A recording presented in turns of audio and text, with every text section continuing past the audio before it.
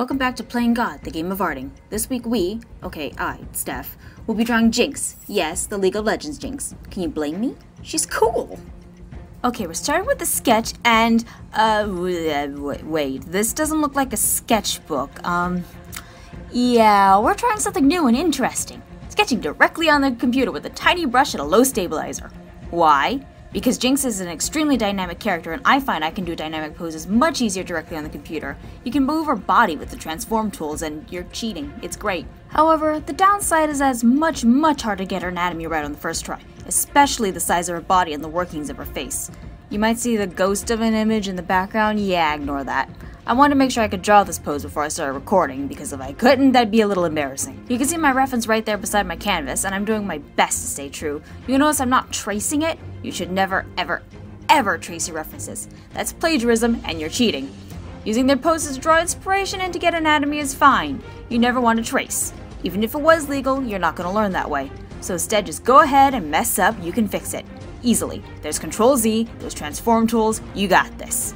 Now, dynamic poses. That would be this one. It means she's doing something, and that something's interesting. Like, you see, she's not just standing there. She's standing there in a cool way. There's a difference. Here we have a distinct line of action, the curve of her body. It flows all the way through, directs the eye. It's no good if you just stare at one part of Jinx. She's so cool, all the way down. Now, in sketch, I start with the pose, of course. Get her body right, ignore that it's extremely sketchy and messy.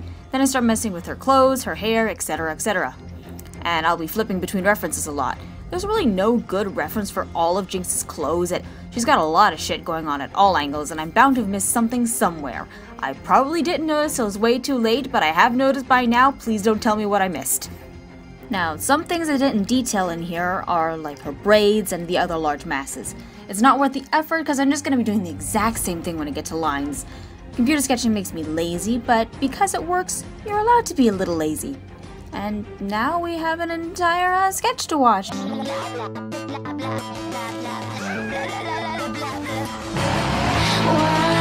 join me? Come and play, but I might shoot you in your face. Bombs and bullets will do the trick. What we need here is a little bit of panic. Do you ever want to catch me? Right now I'm feeling ignored. So can you try a little harder? I'm really getting bored. Come on, shoot faster. Just a little bit of energy. I wanna try something fun right now. I guess some people call it go. Let's blow this city to ashes and see what pop up thinks. It's such pathetic neatness, but not for long, 'cause you'll get jinxed.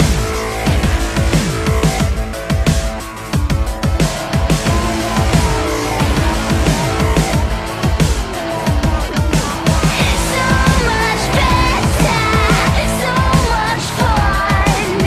Let's start from scratch and blow up the sun.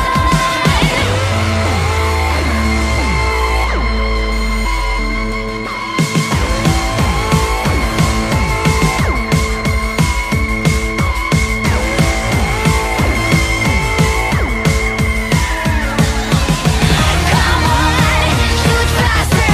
Just a little bit of energy. I wanna try something fun right now. I guess some people call it go. Let's blow this city to ashes and see what pop up thinks. It's such pathetic neatness, but not for long, 'cause you'll get jinxed.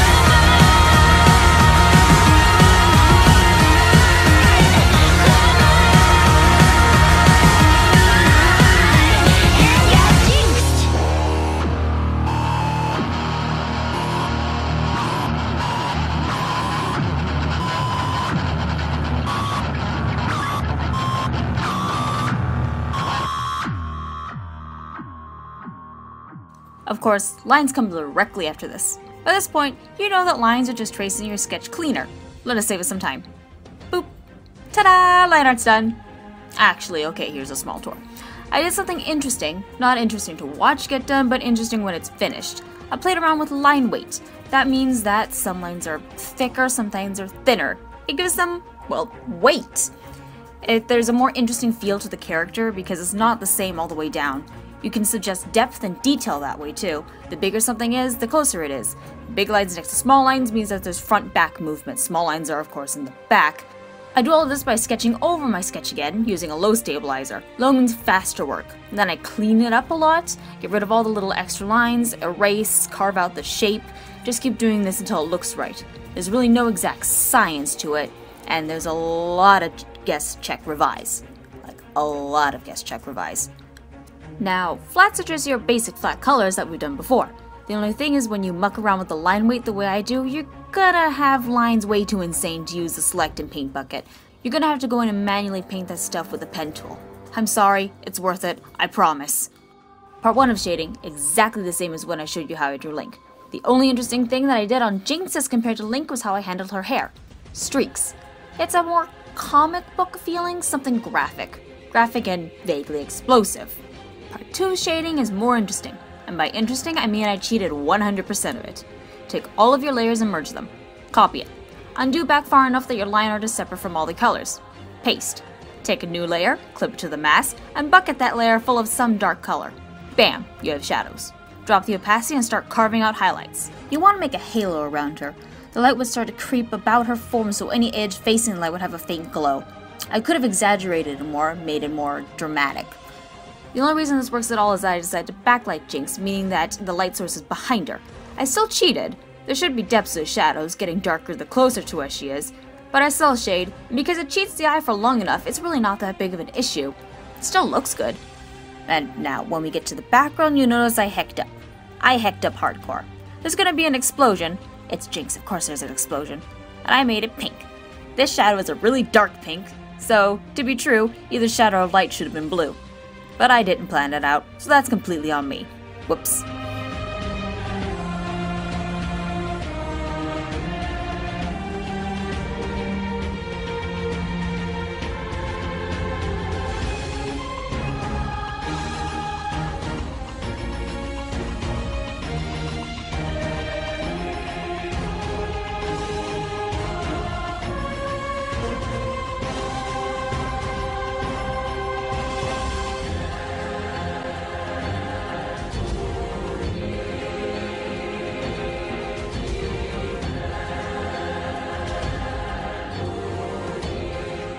But anyway, background. So I did something other than spots. I made a tiny explosion. To fake the perspective, I took advantage of the transform tools, making a squiggle and then squishing it to fake a sense of distance. It's quite possible to do without using the transform tools, but I find it's easier and I'm pretty lazy. And in the way background, I made a tiny mushroom cloud. It's pink with cyan rings. To make it glow, I airbrushed on a layer using the luminosity and shade settings. Then I mucked around with it till I thought it looked cool. And then I dragged it into Photoshop to save it as a PNG as per usual. And then I changed my mind and added spots anyway because I thought it looked empty. I chose a gradient from cyan to black. I would have done pink to something, but there's just too much pink in this and I didn't want to overdo it. And there you go! A Jinx! Destroying things! Isn't it awesome? Next week, Tori's going to be back drawing Elizabeth from Bioshock Infinite. Good night, morning, afternoon, 1 AM, whichever it is. We'll see you then!